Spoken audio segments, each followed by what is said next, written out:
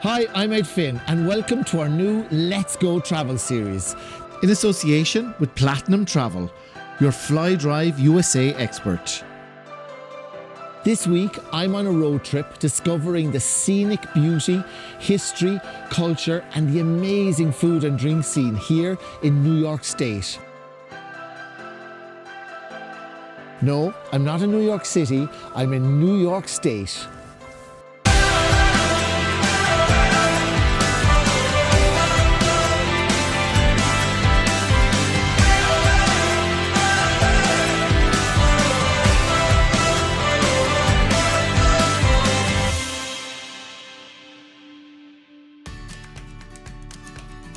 I checked in at Dublin Airport for my flight to Newark. Aer Lingus operate 3 flights daily from Dublin to New York and daily flights from Shannon.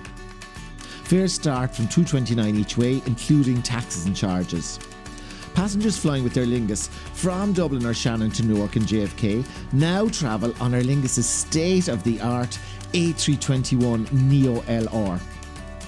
This is Aer Lingus' next generation sustainable aircraft. It boasts greater fuel efficiency and a 50% reduction in its noise footprint. It offers great onboard Wi-Fi, LED mood lighting to help you relax better, plus an improved aerodynamic design with a single aisle. I absolutely loved it.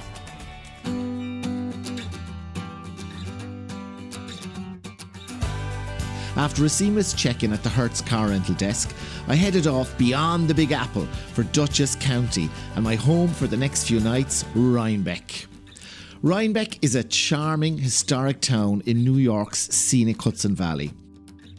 Located just east of the Hudson River, Rhinebeck has great views of the Catskill Mountains, and it's located just an hour and 20 minutes drive from New York City.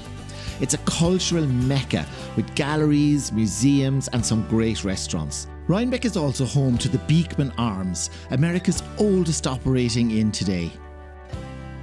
There are also lots of hiking and biking trails for outdoor enthusiasts to explore the natural beauty of the region.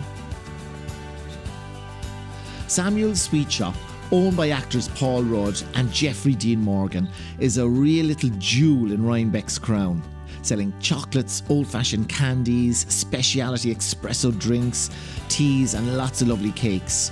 I headed off to meet John Travers, the manager. So tell us, John, about this shop here. It's got a great story. Samuel's was founded in 1994 by a man named Ira Gutner. His portrait is back there.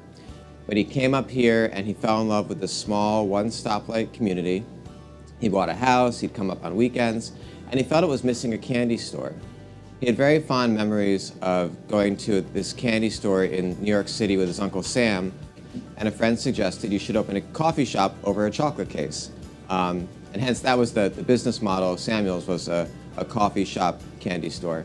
And he owned and operated the store for 20 years. And in 2014, on the cusp of our 20-year anniversary, Ira had a sudden heart attack and he passed away.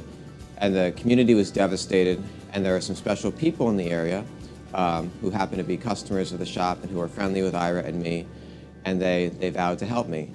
And the special people, of course, are Paul Rudd and his wife, Julie, Jeffrey Dean Morgan and his wife, Hillary Burton Morgan, and Andy Ostroy. They came forward and they bought this store. They made me their partner. I operate the shop, and here we are 8 years later. It's kind of a bittersweet story. What happened here allows this legacy to thrive, and Samuel's is doing better than ever. Wonderful. And of course, you mentioned Paul Rudd. It's a lovely story. We know him so well from all his great movies. I won't even name them. We'd be here all day. And loves Ireland, and the Irish people love him. So this would be a right little stop for when Irish people are coming over here. Rhinebeck, of course, just about an hour and 40 minutes up from Newark Airport. Very, very handy to get up here, and a really beautiful town, I have to say. It's a very easy trip from New York City. A quick train ride, actually. Wonderful. And a lot of the stuff here you make yourself, obviously. This is all bespoke, sort of, handmade sort of chocolates. Is that right? Yeah, the store is so small that I've always had the opinion that if it's not yummy and good and people aren't going to buy it again, we're not going to carry it. So everything comes in small quantities, locally made. We get four blueberry muffins at a time, 6 scones. My mom bakes chocolate chip cookies for us. We have an award-winning chocolate maker who's made some really incredible treats for us. So we make as many things as we can, and we also hand package most of our items. Yeah, well, I must say, it's really impressive. It's the quintessential sweet shop. Absolutely love it. You know, does Paul Rudd ever come in here? And yes, he does. It's not uncommon that a customer will come in and they'll say, hey, does Paul ever come in? And he'll come in from the back, hi guys. Yeah. But we're still here, and Paul's a nice guy. I have my dollars here, right? So I'm ready to go and do some serious damage. Okay, good. The Prohibition-era bootlegging operation of mobster Dutch Schultz and his retired New York detective partner Patrick Ryan is now a unique spirits destination where you can sample some of their sugar wash moonshine as well as lots of New York State spirits of today. I got the full tour from owner Brendan McAlpine. This conjures up amazing, exciting sort of images of a past era, bygone era, and it all happened here. That's right. This is Dutch's Spirits. We're a 400-acre farm and distillery up in Pine Plains, New York. And yeah, we're the home of Dutch Schultz illegal bootlegging operation from Prohibition. And it was a very sophisticated, advanced sort of operation, wasn't it? It was. Basically the story starts in the early 1920s with Pat Ryan, who was an Irish immigrant who moved to New York City and actually made his name as an expert, fingerprint expert for the New York Police Department. He had a little bit of some trouble here and there, and he basically was forced to leave the NYPD when he was implicated in a bribery scheme.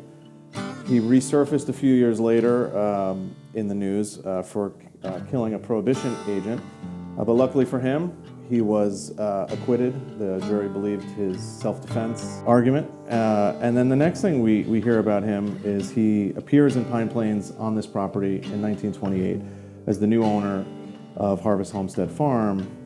He definitely had some connection with Dutch Schultz. Dutch basically financed Pat Ryan to build a very large, perhaps the largest, we're not sure, underground distillery, certainly in the United States during Prohibition, but who knows, it could be even bigger than that. They started bootlegging below what to the outsider looked like a totally functional turkey farm, and no one could see what was really happening below ground because there was a series of tunnels where the bootleggers would come out of buildings without ever having to mingle with the farm workers. But the fish in the creek started dying, and some local fishermen reported it to the environmental authorities. And at first they thought it was a paper mill. They very quickly, by testing the water, found out that the paper mill probably wasn't dumping alcohol into the stream, and they realized there was a big bootlegging operation someplace here. And they zeroed in on this farm because there weren't really, there wasn't that much going on. But it took the FBI 3 separate attempts before they actually found the bunkers here. And when they cracked open the mystery, so to speak, they found 2,000-gallon stills, 10,000 pounds of sugar, vats and vats and vats of fermenting mash, 5,000 gallons of liquor sitting here, tons of oak chips used for rapid aging of spirits, but they only caught 2 guys. And of course, you got your license now a few years ago, so you're a legitimate operation now, aren't you? The federal government issued our distilling permit. It's October 10th, 1932 is raid day, and October 10th, 2018, we got our permit. So it was a pretty ironic twist there, and one that certainly didn't go unnoticed by us. Let's do some of that tasting. I'd love to try it, and let's go and check out the bunkers. Excellent.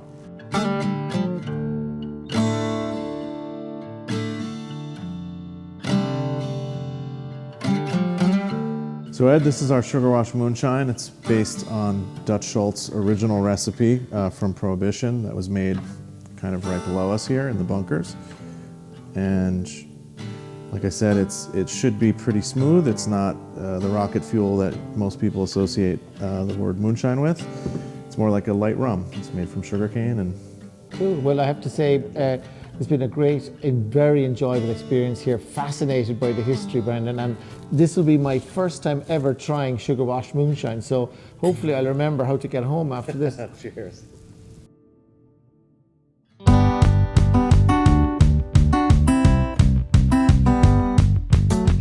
The next morning I was up early and off to visit Eldred Preserve in the Sullivan Catskills.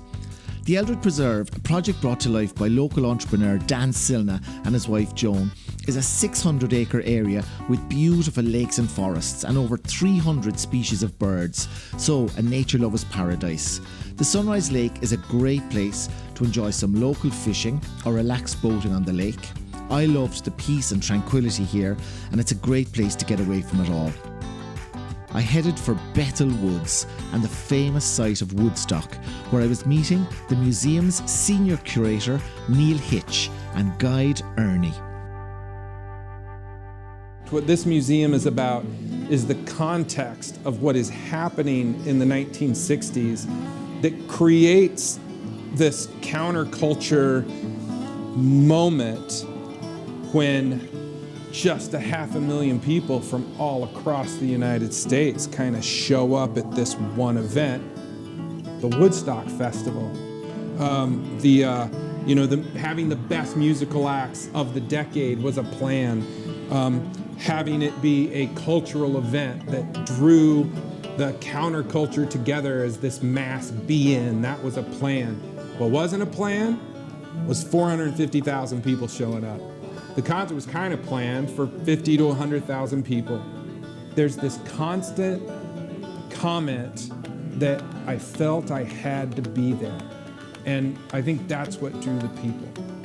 See, one of the things that we talk about here is about 500,000 people on site, another million trying to get here.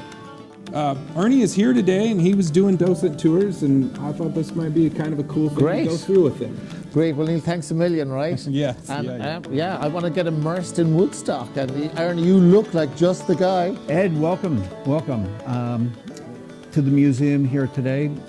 Bethel Woods is the site, as you know, of the original Woodstock concert in 1969. And our venue opened in 2006 for concerts, and the museum opened in 2008. If the 60s had not occurred the way it did, the concert would have never happened. And as many people know, the 1960s were the boomer generation.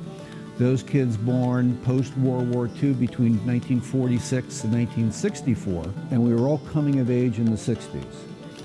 But when we started the decade, TV was in black and white, and the only way we got information was on the TV or what our folks told us. But because we're a museum about music, we like to point out too that the way we heard music as kids was on AM radio, and if you liked the song well enough, you could buy what was called a 45. The first thing that gave the boomer generation the opportunity to learn more about the world around them was with this little device. Do you recognize that? I do indeed. I love radio. Okay. Yeah, I have a great face for radio, as they say, Ernie. Very good. But it's amazing that the little transistor radio gave us the opportunity as kids to listen to what we wanted to, where we wanted to, when we wanted to, whether it was a ball game or music or anything. We went and it started opening up the world to us. Are there other people like me? Am I the only one? And we started realizing there was more of us. This is one of our centerpieces, maybe the centerpiece. It exemplifies how people got to the concert. And it was advertised heavily, so people were coming from all over the states, indeed from around the world, and still do. But the Technicolor bus would be the one thing that people most identify with. Ed, we're going to walk right into the other award-winning film here at our museum. This is a 270-degree circular, 30-foot high, surrounded That's amazing. theater. This takes you from the very first minute of the concert to the very end. Oh, it's amazing. It's like you're in sort of a time travel capsule. Yeah. And you can do it over and over. Every 9 or 10 minutes, you can do it again.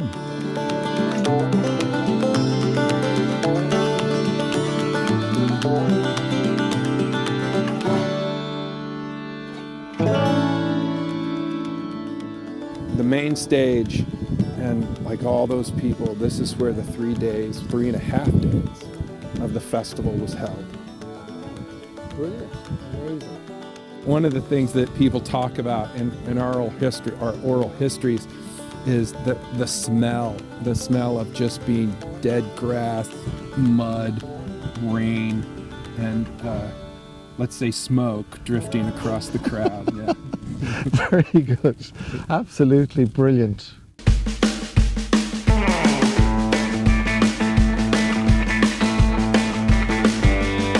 After a fascinating tour of the history of Woodstock and this majestic area of Sullivan Catskills, I headed north to Utica, where I met the very suave Fred Matt, the president of FX Matt Brewing Company.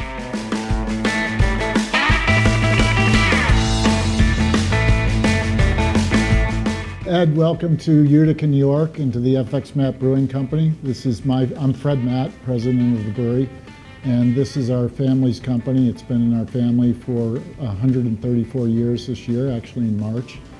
We've got a great heritage here, and I actually am Irish, so we'd love to have some people visit from Ireland and come see us. And the tour is fabulous. I mean, it only takes you 45 minutes, right, and you get to taste all these great beers. But the one I tried last night, the Utica Pilsner, that was just, I've had a few in my time, right? Yeah. That was way up there. Yeah.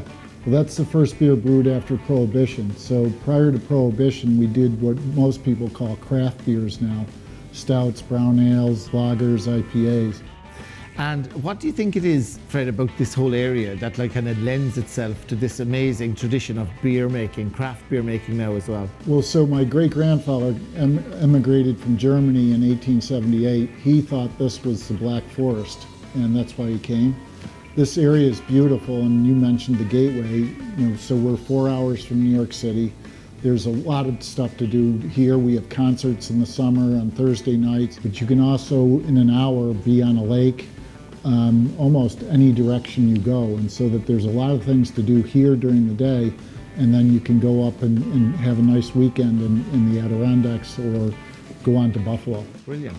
Well, for anybody who's traveling up this area, for me anyway, having been here and seen it, I think this at Utica, New York, it's a must stop, and I'm going to have to get another suitcase going home because I have to get some of these beers back. Well, I'd say it's not only a must stop, and I'd say for anybody that's doing platinum travel, come see us and I'll give you a free beer and I'll come and drink one with you. Great.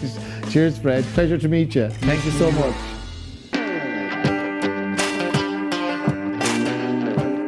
Cooperstown, New York is recognized by most Americans as the home of baseball, and it's home to the National Baseball Hall of Fame. Cooperstown is the quintessential Americana town with its rural traditions, restored historic buildings, timeless diners, and lots of cultural attractions that visitors tend to remember just as much as baseball. By the end of the American Civil War, which ends in 1865, baseball just explodes in popularity all over the country. And very soon after that, within 4 years, there were professional teams, which were unheard of before that. No one got paid for doing this. But by 1869, some folks figured out, hey, if we pay these players, we're going to get the best players on our team. We're going to win all our games, which is exactly what happened.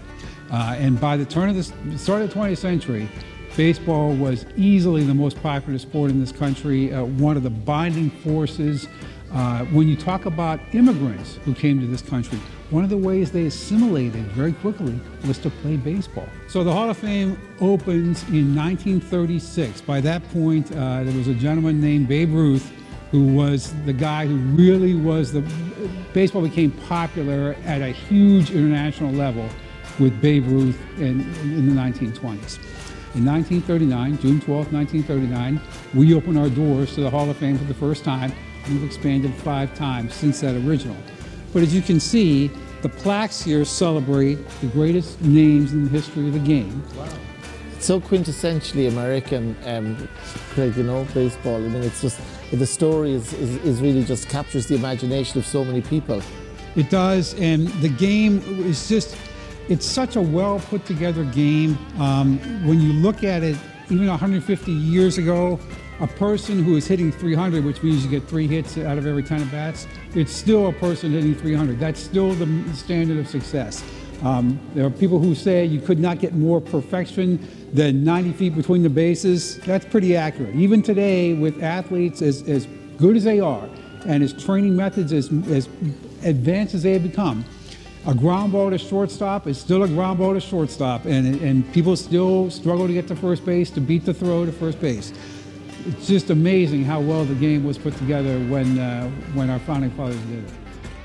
We said so long to the beautiful slice of Americana, and we moved on to Ithaca, the home of Cornell University, where our guide Rob Montana took us on a tour of the famous Herbert F. Johnson Museum and Visitor Centre. Ed, welcome to Cornell University. We're here at this is the Tang Welcome Center. It's kind of the place where people start their Cornell tours. It gives you a nice immersion into Cornell, which is a big icon here in Ithaca. It's a big draw. Yeah, I mean, it's really interesting, Rob, because to be honest with you, I'd never really heard of Ithaca. As you know, I'm on a road trip here around New York State, as I was saying to people, beyond the Big Apple. And for me, I'd heard of Cornell, of course, and I had to walk around. I saw all the famous people that been here, the writers, the students, teachers, and the art galleries here. But it's a real hive of sort of intellectual creativity here, isn't it, in this area? It really is, and it's interesting too that this small city has all of this, intellectual property. The energy here is amazing, and you can feel that. When I came in today, you could feel that. I suppose for people that want to experience that, usually they'd stop over for sort of a night or two here. Rob, would that be kind of normal? Yeah, that's pretty normal. A lot of times with international travelers particularly, you find them coming into New York City and making their way to Niagara Falls, and we're sort of a perfect stopping point in between. Plus, you can see the tallest waterfall this side of the Rocky Mountains at Taconic Falls, and that's actually 3 stories taller than Niagara Falls. It doesn't have the volume of water, but it's taller, and it's a pretty interesting sight to see as well. Rob really undersold these to us because they are absolutely spectacular, and as they say in Ithaca, it's gorgeous. You can drive to a lookout point or hike along one of the stunning trails to get here. Our next destination is on many people's bucket lists, including my own. It was our final destination on an epic road trip through upstate New York with Platinum Travel. It's the US side of Niagara Falls, where we met up with Tina to discover all about this amazing place. Ed, welcome to Niagara Falls, USA. So we're standing at Prospect Point in Niagara Falls State Park. Right behind me here is the American Falls, there's the Bridal Veil Falls, and then there's the Horseshoe Falls. What you're looking at right now, it's only at 50% capacity. The other 50% is redirected to create hydroelectricity. Amazing.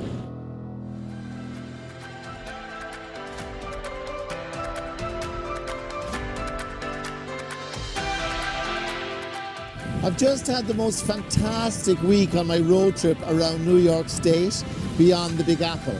I've driven from Newark right all the way up here to Buffalo, and here I am at the iconic Niagara Falls. This is real bucket list stuff and something I've always wanted to do. And I have to say, it really does impress. Over 75,000 gallons of water a second goes over here, and it's only at 50% capacity. Just across here we have Canada. So what an amazing place. I want to say a big thanks to all the folks at Platinum Travel and I Love New York for putting together this amazing itinerary. The history, the culture, the food and drink, the scenery, the parks. This is a fantastic holiday, and I can tell you, I will be back.